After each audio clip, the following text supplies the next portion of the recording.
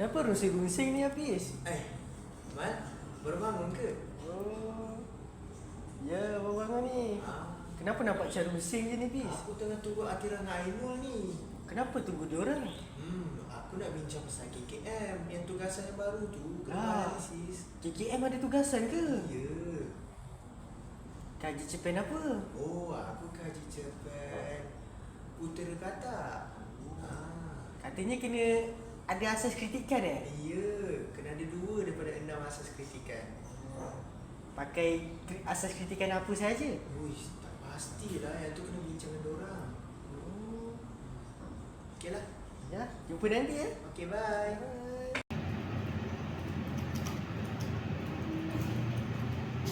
Tira, kau buat apa? Janganlah kerja aku, tolong kerja ni. Kerja apa pula ni? Ya, aku tak tahu ke? Kan kita kena analisis kritikan sastra dan cerpen ataupun novel. Kita kena cerpen ni. Oh, kita pakai buku Putera Katak Ni kisah dongeng. Ditulis oleh kau tengok, kau cuba baca siapa penulis ni. Zainora Muhammad. Dia yang tulis buku ni. Apa ada kritik apa kat dalam ni weh? Kau tanya ke? Nantilah. Ini kami nak cakap. Kami menggunakan buku Putera Katak dan kami akan menganalisis kritikan sastra yang terdapat dalam cerpen ini. Kalau nak tahu lebih lanjut, sila tunggu sebentar lagi. Weh, Hafiz mana? Hafiz! Hafiz tunggu kita lah. Cepat weh. Minum!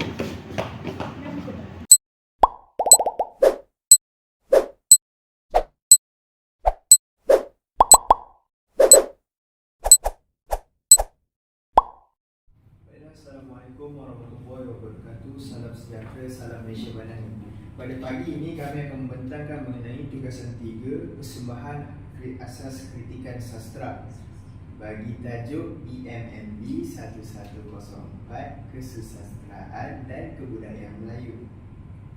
Baiklah, ini adalah antara ahli tujuan kami. Saya Muhammad Hafiz bin Anwar. Saya Nur Atira binti Amir. Saya Ainul Maria binti Zairi. Baiklah, ini adalah antara isi kandungan bagi pembentangan kami. Yang pertama, pengenalan asas kritikan sastra, 2 fokus kritikan sastra, fungsi kritikan sastra, pilihan cerpen, latar belakang, watak-watak, sinopsis cerpen, kritikan sandungan, kritikan pendekatan, keistimewaan, kekurangan, kesimpulan dan juga rujukan. Baiklah, untuk pengenalan iaitu definisi kritikan sastra. Kritikan sastra ialah amalan menganalisis, mentafsir dan menilai sastra. Ia melibatkan pemeriksaan struktur, gaya, tema dan unsur-unsur lain karya sastra seperti novel, puisi dan drama.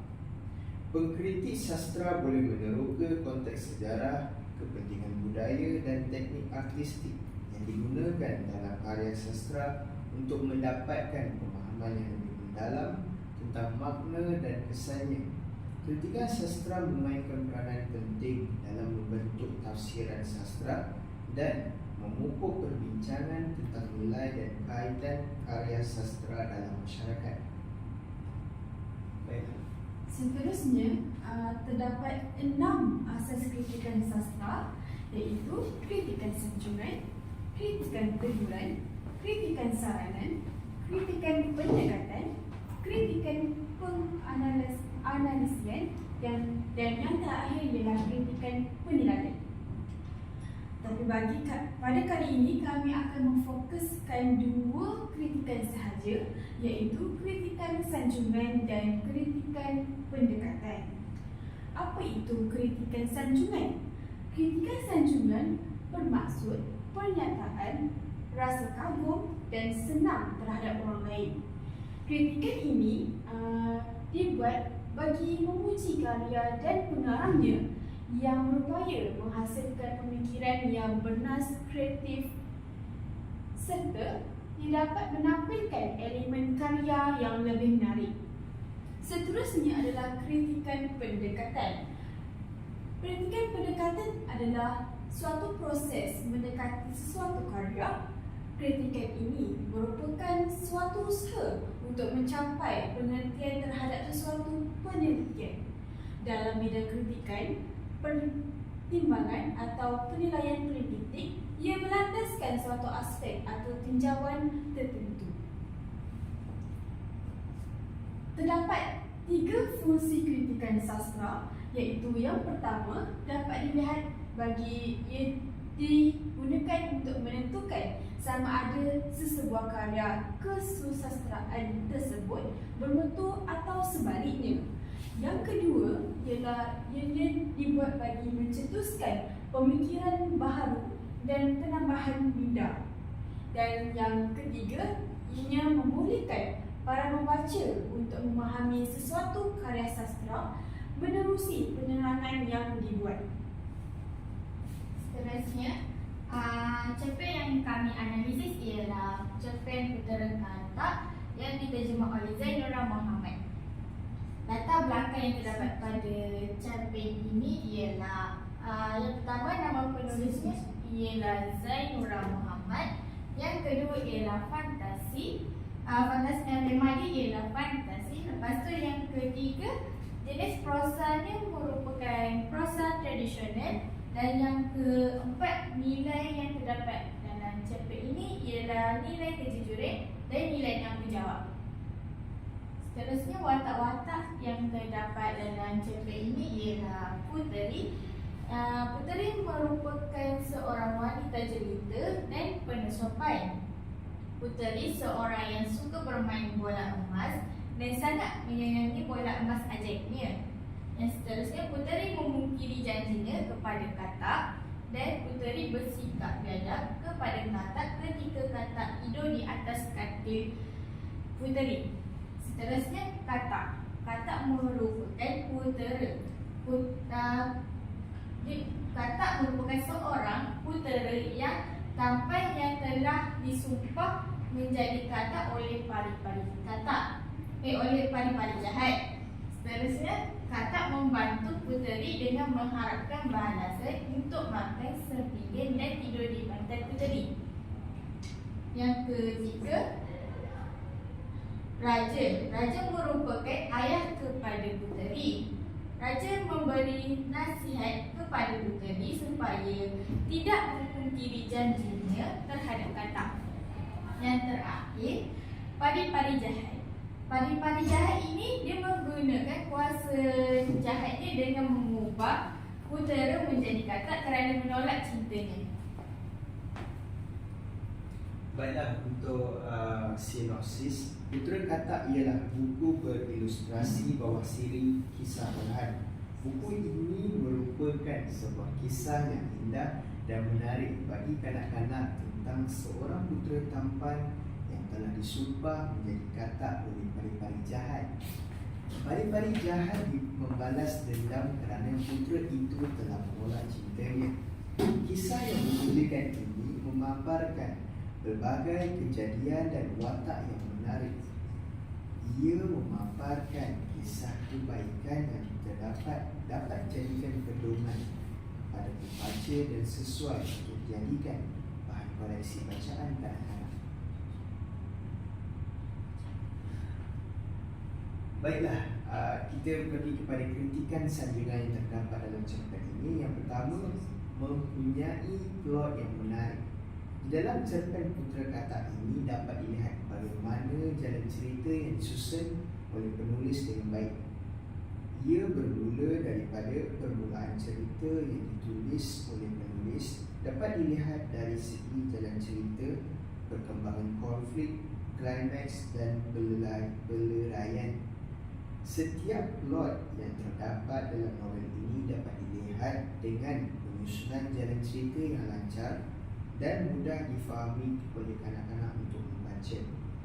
Baiklah, dapat dilihat sebagai contoh pada permulaan cerita terdapat putera raja yang muda dan tampan namun disumpah oleh para jahat menjadi seekor katak yang bodoh, menyebabkan ia dicampak ke dalam perigi yang dalam.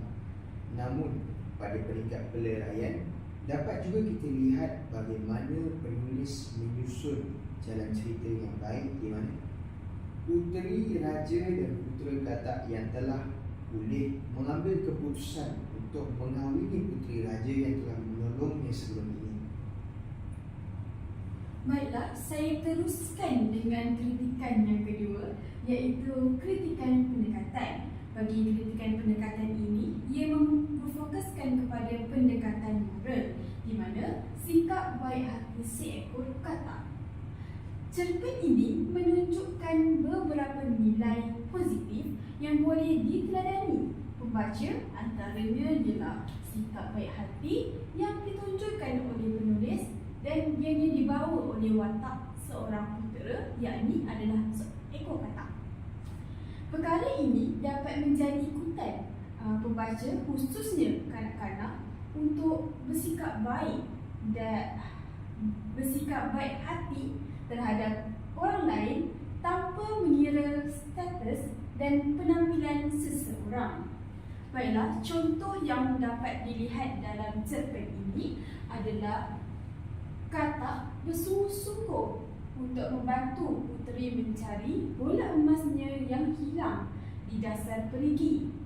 Katak menjawab, sekiranya Tuan Puteri berjanji untuk menunaikan permintaan Patih, Patih akan menyelam ke dasar perigi ini sekarang juga untuk mendapatkan bola Tuan Puteri.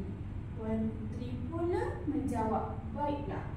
Ini adalah contoh petikan dan contoh situasi yang terdapat dalam cerpen ini. Seterusnya merupakan istimewaan yang terdapat dalam cerpen ini. Yang pertama ialah berdasarkan novel ini terdapat beberapa keistimewaan yang dapat dikritik pada umumnya. Cerpen ini mengisahkan seorang putera raja yang disumpah oleh pari-pari jahat kerana putera menolak cintanya, dan mengisahkan seekor katak yang berusaha untuk membatalkan sumpahnya dengan membuat perjanjian bersama seorang puteri. Di sini jelas menunjukkan ia terdapat keistimewaan, iaitu cerpen ini berkait dengan unsur kesungguhan seseorang seseorang putera untuk membatalkan sumpahnya. Maka ia dapat memberikan pengajaran kepada para pembaca supaya tidak mudah berputus asa dalam mencapai sesuatu. Baiklah, kita pergi pula kepada kekurangan yang terdapat dalam cerpen Putera Katak ini. Dalam cerpen ini terdapat beberapa kekurangan yang dapat dikenal pasti, di mana cerpen ini menggunakan emosi marah dan sikap yang tidak sopan dalam karya ini, yakni watak puteri. Hal ini dapat membangkitkan kritikan yang negatif kepada karya ini.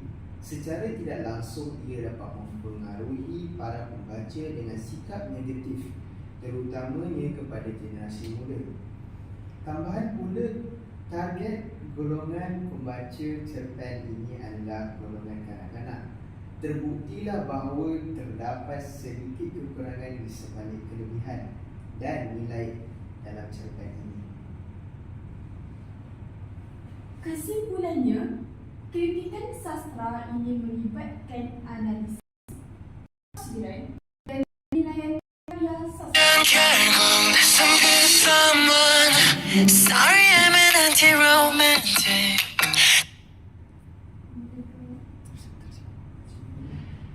Kesimpulannya, kritikan sastra ini melibatkan analisis, tafsiran dan penilaian karya sastra.